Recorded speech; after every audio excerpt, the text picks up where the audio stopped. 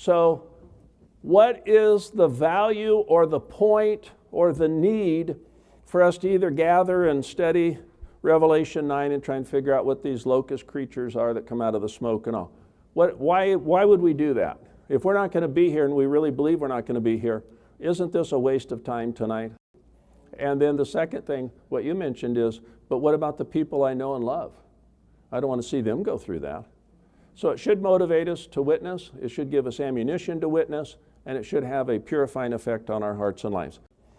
Each one of them, even though it's hard to get too dogmatic and specific, in my mind, whatever view you take, it has to make sense that it's visible and seen by people on earth.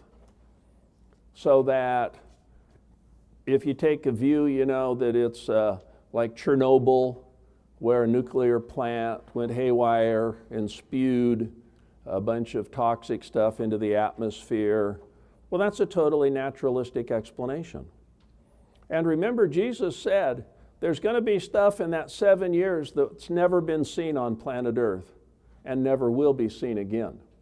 It's going to be a time that goes way beyond anything else we've ever had. So to just try and say it was a volcanic eruption or it was some natural phenomenon, that doesn't get it. These are things that show the hand of God. So the background then is 4 trumpets sound, and an angel flies through the midst of heaven saying with a loud voice, woe, woe, woe to the inhabitants of the earth. So this term, inhabitants of the earth, sometimes it's stated as earth dwellers or those that dwell upon the earth, is basically a reference for the unsaved. And so the fact that they're unsaved here doesn't mean they're going to stay unsaved, but these are judgments that are going to be poured out on them, giving them a foretaste of what dying lost without Christ will be like. And so the 5th trumpet, the 5th angel sounded, and I saw a star fall from heaven unto the earth, and to him was given the key of the bottomless pit. And so something like this happened. These artists, the way they draw the angels and everything else, it's the best I could find.